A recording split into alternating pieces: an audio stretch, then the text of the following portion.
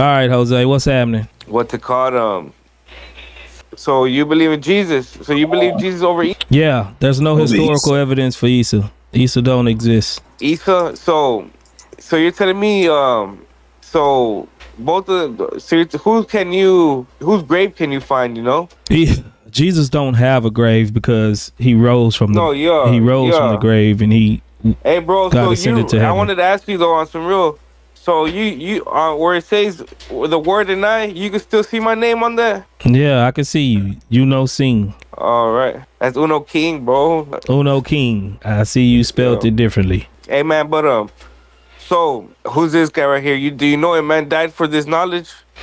No, I don't know him. He came to join the panel. Hey, who died for this knowledge? Jesus. Hey, knowledge. Do you believe it?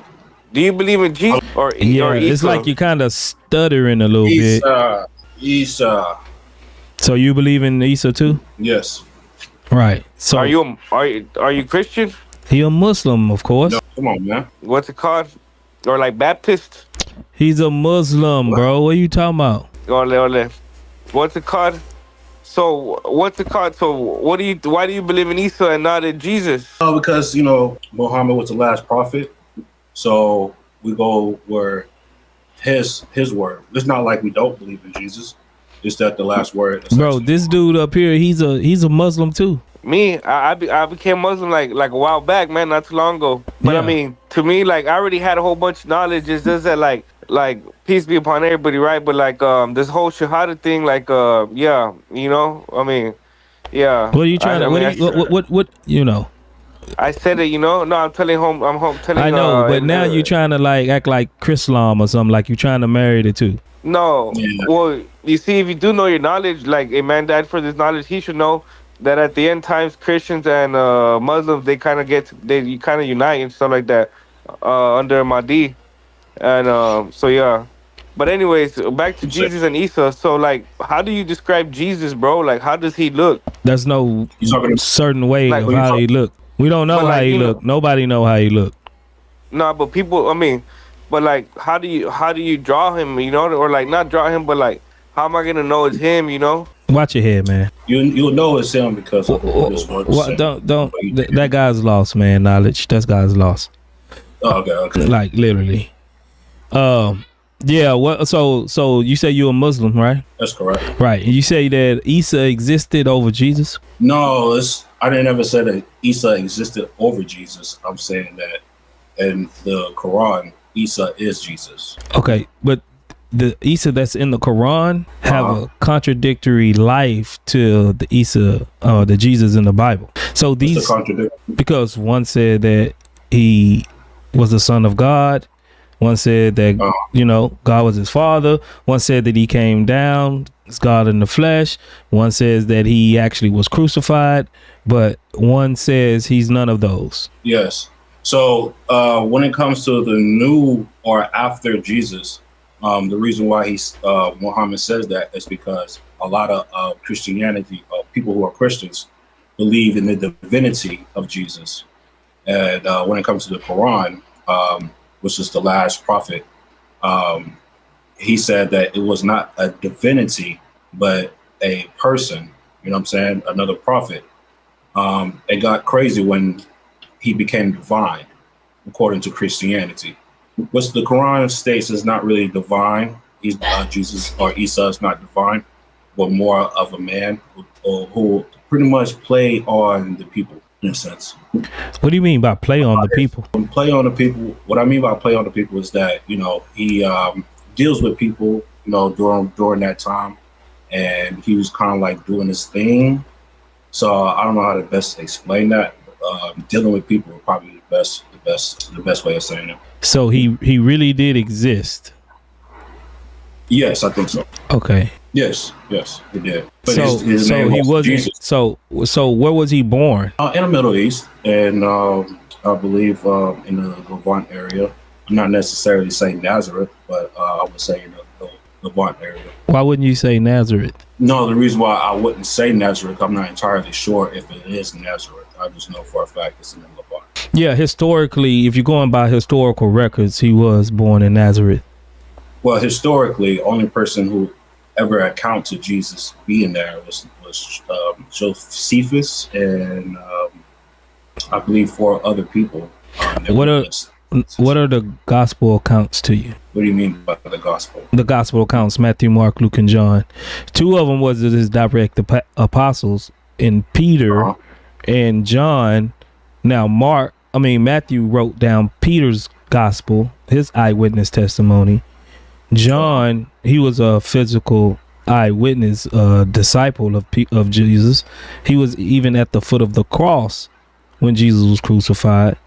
And Luke, he was like, you know how we got investigative reporters today. He went around and he interviewed everybody about Jesus, you know, and got their historical accounts about this historical figure. Sure. According to the story, it's not like we don't disagree entirely. We do think that, you know, Jesus did have friends and he did have acquaintances, and I believe those some people probably was his friends or acquaintances. So there's no fight there. Only fight is that his divinity, which a lot of people, not just the Quran, but Hebrew Israelites, Jewish people, of course, Muslim people, all don't believe in divinity. And the only people that actually believe in divinity is the Christians. Well, when you say the Jewish people, you got to understand that there's like Jews, they're not a monolith. So there's different sects of them that actually believe in Jesus being divine and he's part of the Trinity, right? These are called Messianic Jews. They believe in the Messiah.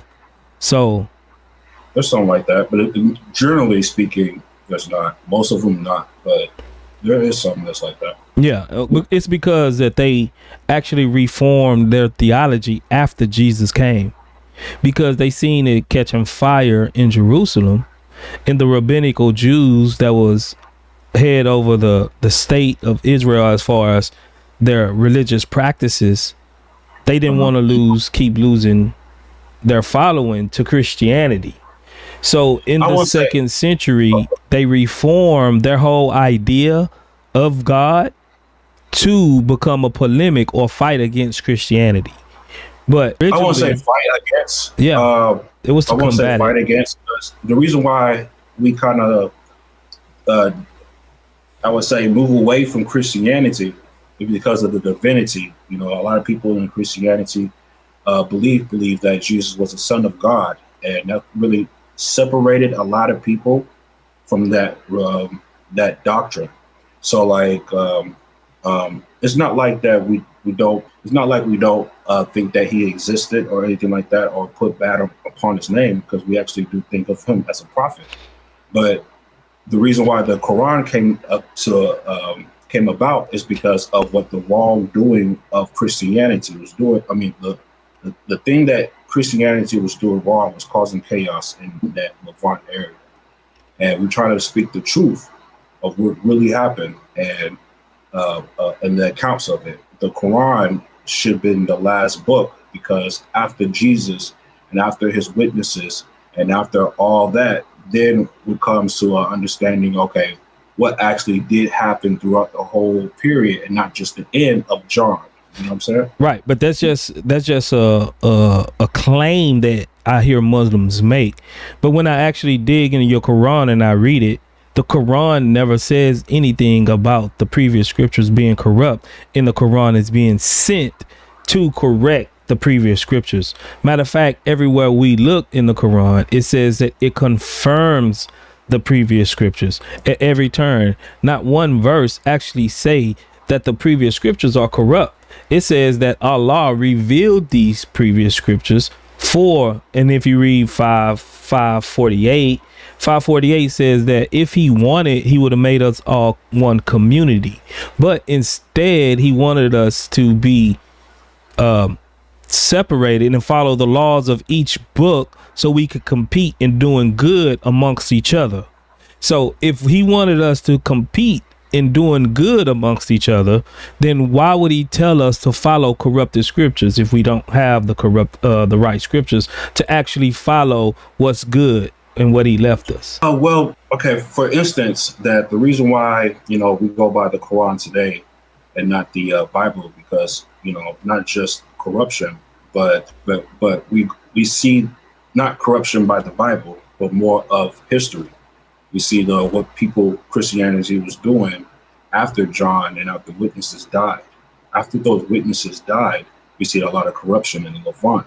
In fact, if you look at history, you see after the Roman Empire, during the Roman Empire and during the end of the Roman Empire, there was a lot of revolts going on at that time, especially in those. And you had to question, if there was a lot of revolts going around that time, around the end of Rome, what was those revolts?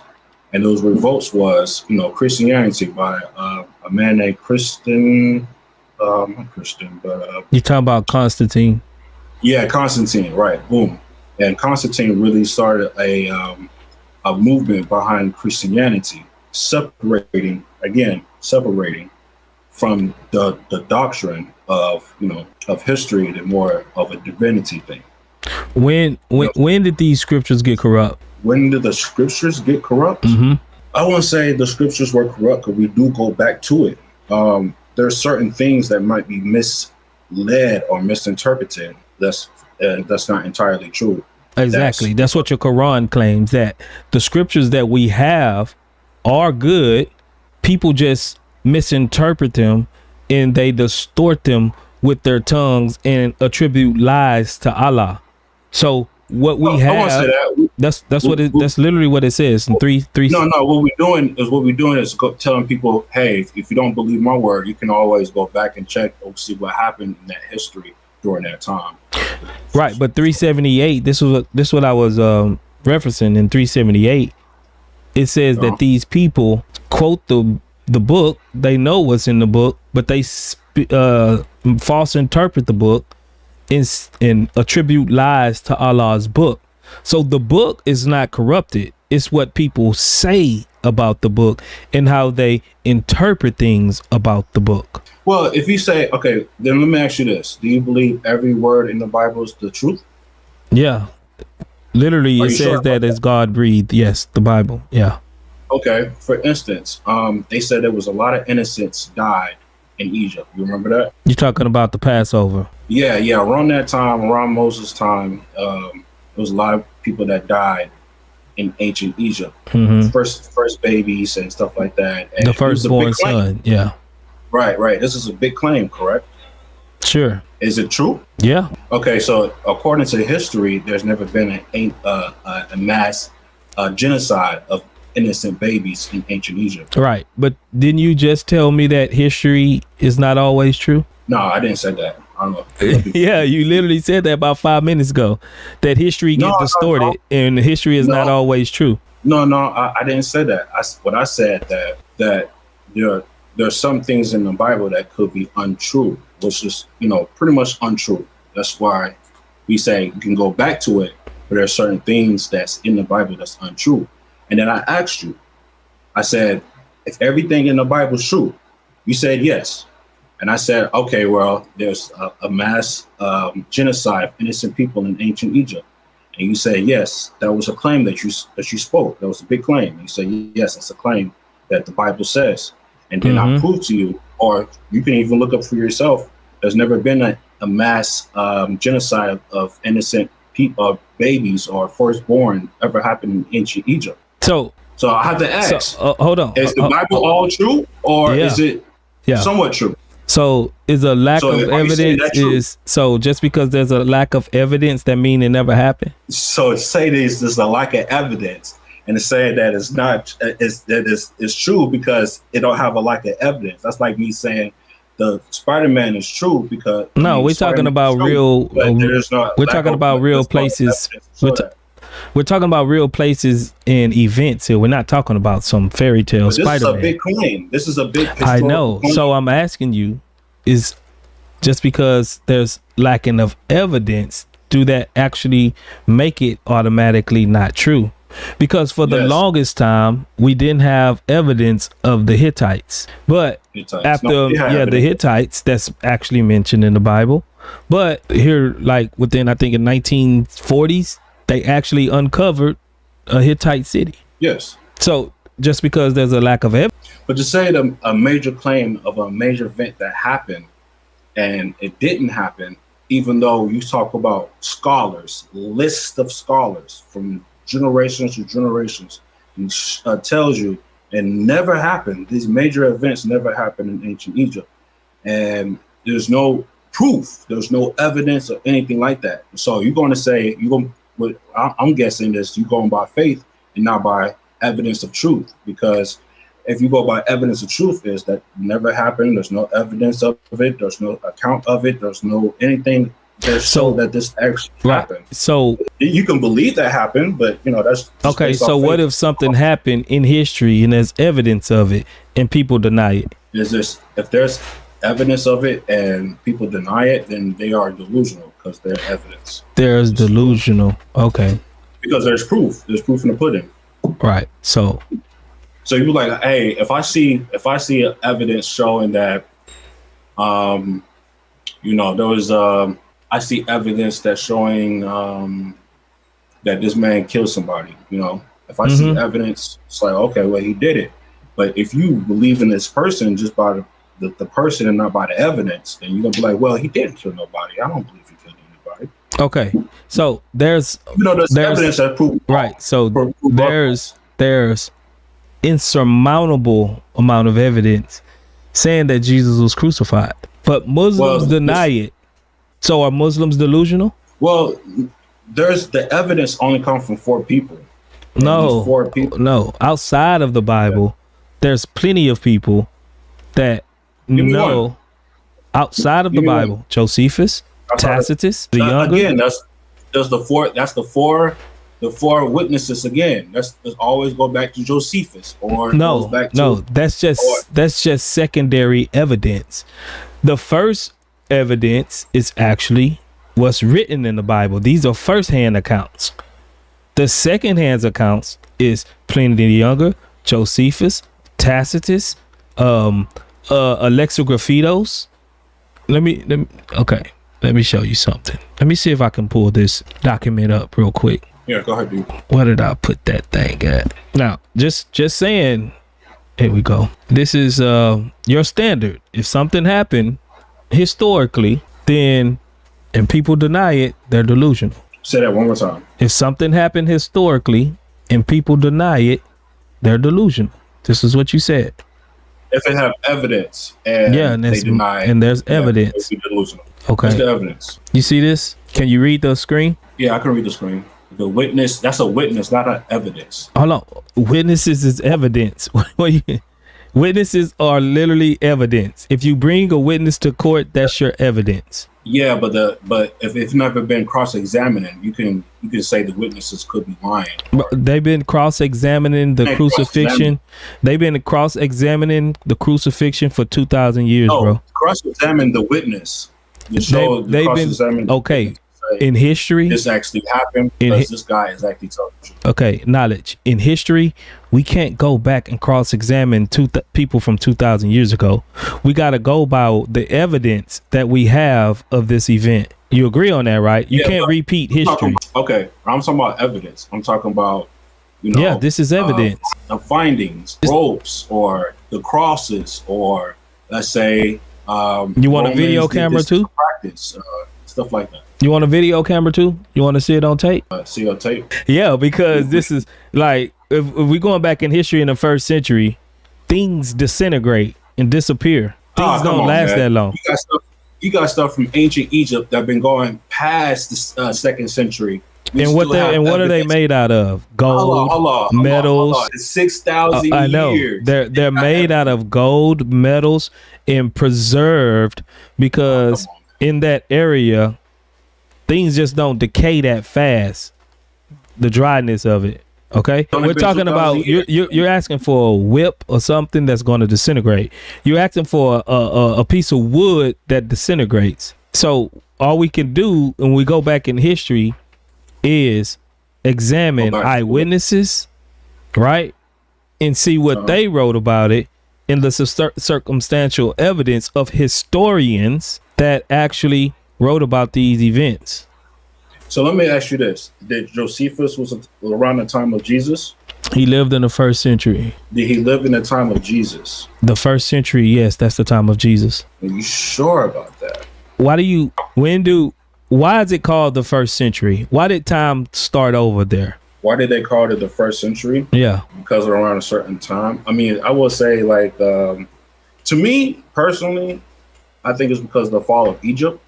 But no, you could say first century because of Jesus' accounts. That's why they reset time for this one person. They literally reset time for Jesus, and it's based off of his life from the first of when he was born all the way to now. They actually reset the calendars because of Jesus's life. Or they celebrate the fact of the fall of ancient Egypt.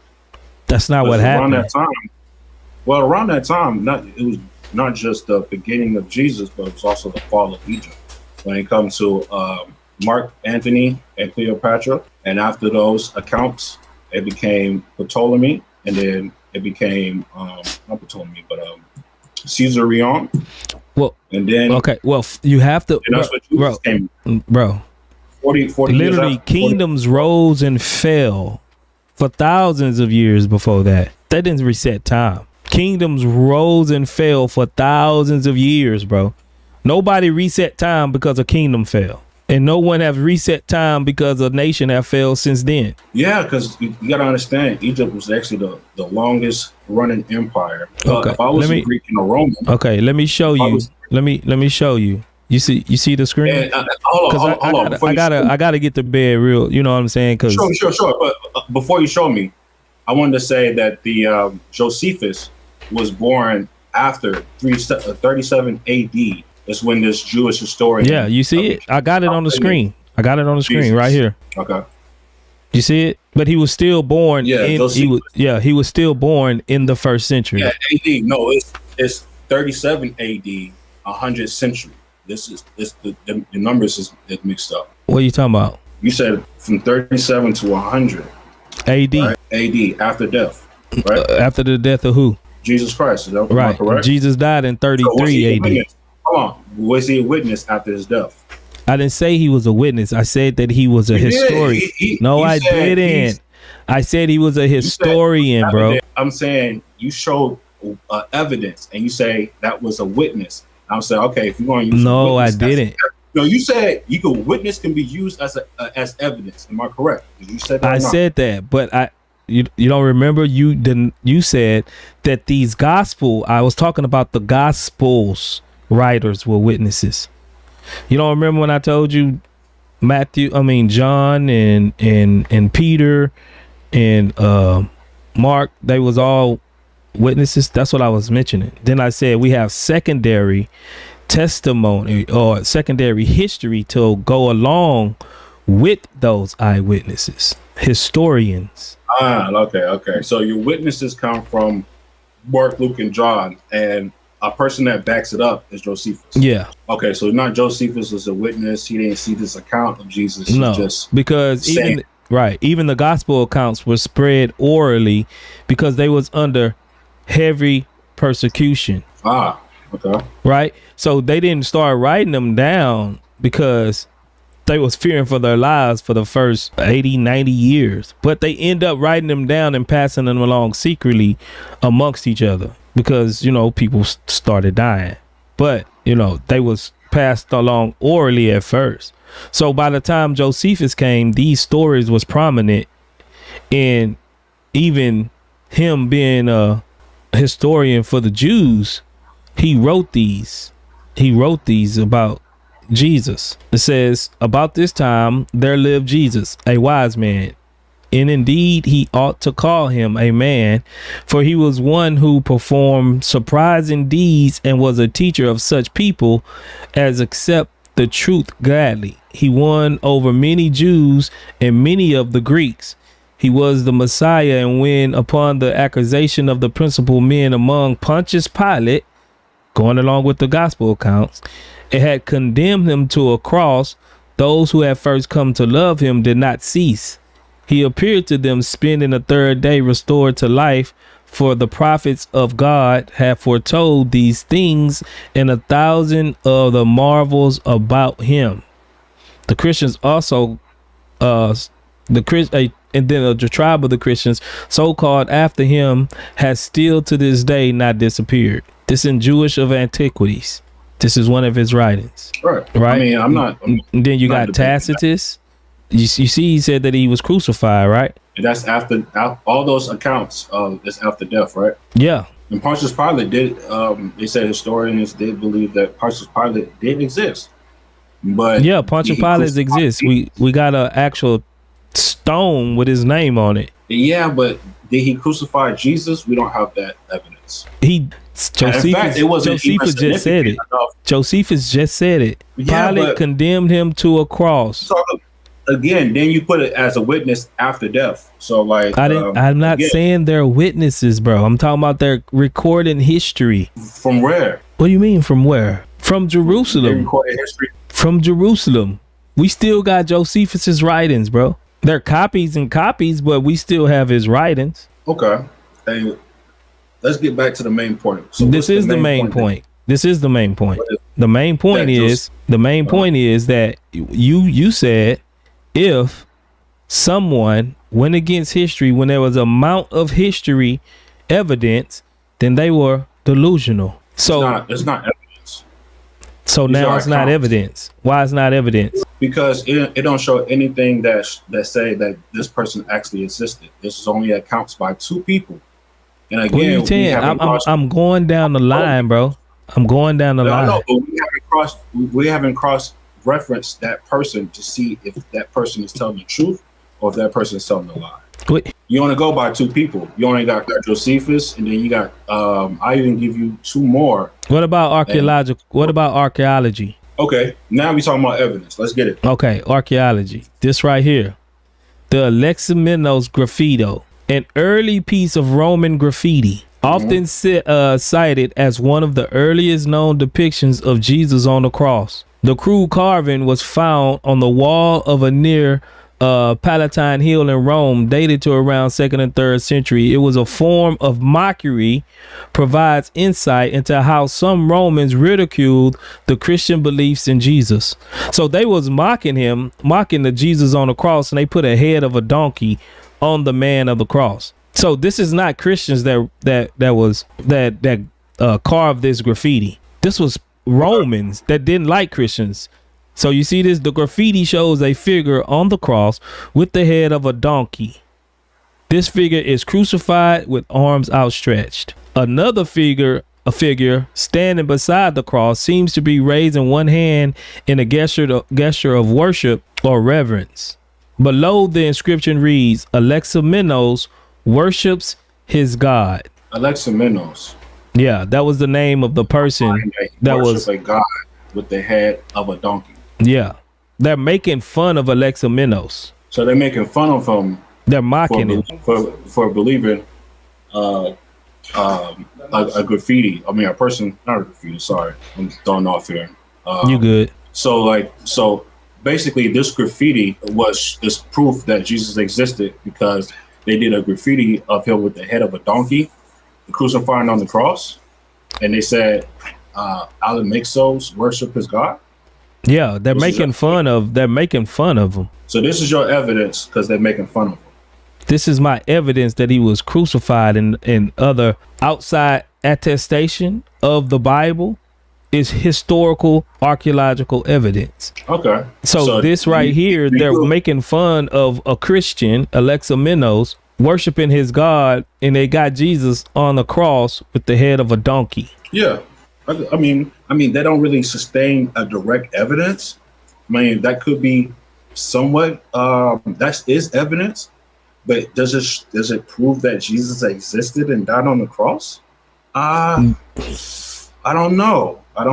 It's good evidence. This is just backing up the earlier accounts, bro. But a guy who got, it's a graffiti of a guy dying on the cross with the head of a donkey. That could be in anybody, and not just Jesus, but it could be in anybody that was worshiping, and this guy was worshiping him as God. Worship. He says, Alexamenos worships his God. Alexamenos worship his God. Any man that just died on the cross, there ain't nobody gonna just worship him. I don't know. I mean, that So this is your evidence, is what I'm saying. This is circumstantial evidence that backs up the primary evidence. This is evidence where anybody who with a right mind would believe like this is the truth, almighty truth. It can't be denied. This is your evidence, brother. My truth. This because I don't think you're getting it. The truth is that we have eyewitness testimonies. That's just like if you witness something, right? Or you a witness to something. And then the judge say, well, what else evidence do you have? And then you call in somebody else, like that you made a phone call to bring them in and be like, okay, he made a phone call to me at this such and such time. Now he's just backing up your claim. Okay. So this will be. Picture this. We're in a courtroom, right? And, you got your defendant and I'm the prosecutor. No, I'm the, opposing side and you're the guy for Jesus, right? And I say, Jesus is not real. Give me your evidence. And you stand up and was like, yeah, I'm gonna bring into the stand Josephus. And Josephus come. And you ask Josephus, was you there around the time of Jesus? He gonna say no, right? He wasn't born around that time. But he gonna say, yeah, man, this actually happened, and this and that happened, blah blah blah. And I was like, okay, we cross-examine him. He wasn't there, but he's, stating that this happened. Why would you bring up Josephus before you bring up Matthew, Mark, or Luke, or John? Because Mark, Luke, and John is all in the Bible, in the literacy. I know they're the first-hand accounts. Unless you can prove there's actually a Mark, Luke, and John that actually happened. All right. Especially Peter, if he was a Roman.